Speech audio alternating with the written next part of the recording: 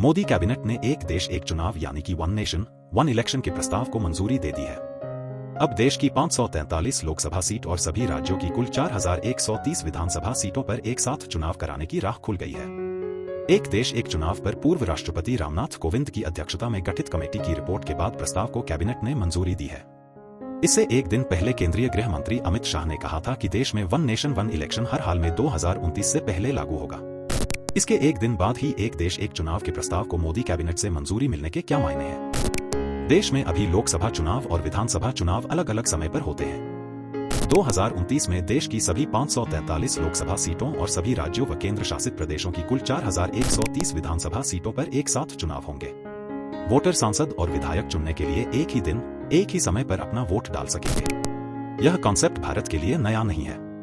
देश में आजादी के बाद 1952 से लेकर 1957, 1962 और 1967 तक लोकसभा और विधानसभा के चुनाव एक साथ ही हुए थे। 1968 और 1969 में कई विधानसभाएं तय समय से पहले भंग कर दी गई थी। 1970 में लोकसभा भी समय से पहले भंग कर दी गई थी। इसके चलते एक देश एक चुनाव की गाड़ी पटरी से उतर गई। वन नेशन वन इलेक्शन को लेकर 2 सितंबर 2023 को एक कमेटी गठित की गई थी। इसकी अध्यक्षता पूर्व राष्ट्रपति रामनाथ कोविंद कर रहे थे। कमेटी के सदस्यों ने 7 देशों की चुनाव व्यवस्था का अध्ययन किया।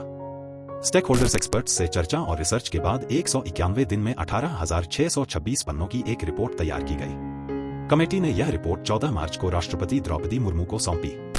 रिपोर्ट में सभी विधानसभाओं का कार्यकाल अगले लोकसभा चुनाव यानी 2029 तक बढ़ाए जाने का सुझाव दिया गया है। पहले चरण में लोकसभा और विधानसभा चुनाव और फिर दूसरे चरण में 100 दिन के भीतर स्थानीय निकाय चुनाव कराए जा सकते हैं। चुनाव आयोग लोकसभा, विधानसभा व स्थानीय निकाय चुनावों के लिए सिंगल वोटर लिस्ट और वोटर आईडी कार्ड बनाएगी। कमेटी ने देश में एक साथ चुनाव कराने के लिए उपकरणों, जनशक्ति और सुरक्षा बलों की एडवांस प्लानिंग करने की भी सिफारिश की है। वन नेशन वन इलेक्शन लागू होने के क्या फायदे होंगे?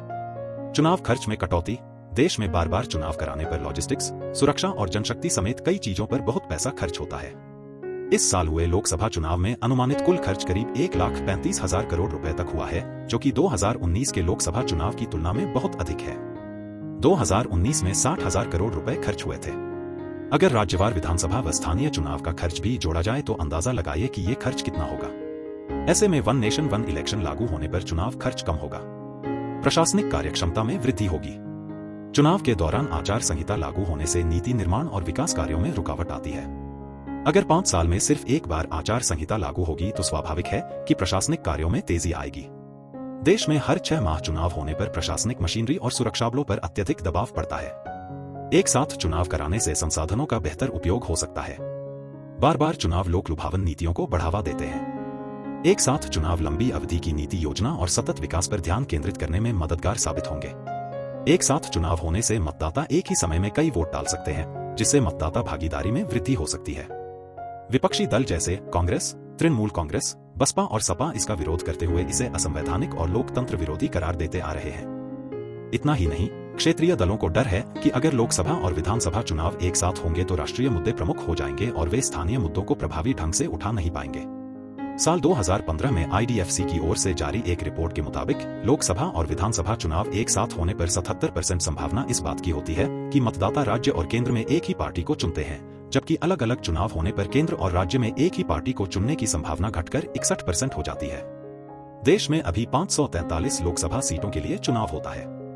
साल 2029 में होने वाले चुनाव से पहले जनगणना होती है तो परिसीमन भी होगा। ऐसे में चर्चा यह है कि साल 2029 में होने वाला लोकसभा चुनाव परिसीमन के बाद 543 की बजाय लगभग 750 सीटों पर होगा। इनमें से नारी शक्ति वंदन अधिनियम के मुताबिक 1/3 सीटें महिलाओं के लिए आरक्षित होंगी। हालांकि लोकसभा सीटों को बढ़ाने को लेकर दक्षिण के राज्य विरोध कर रहे हैं। उनका मानना है कि अगर समान जनसंख्या के आधार पर परिसीमन के बाद लोकसभा सीटों पर निर्धारण होता है तो लोकसभा में दक्षिण के राज्यों का प्रतिनिधित्व गिर सकता है, जिस कारण वे विरोध कर रहे हैं।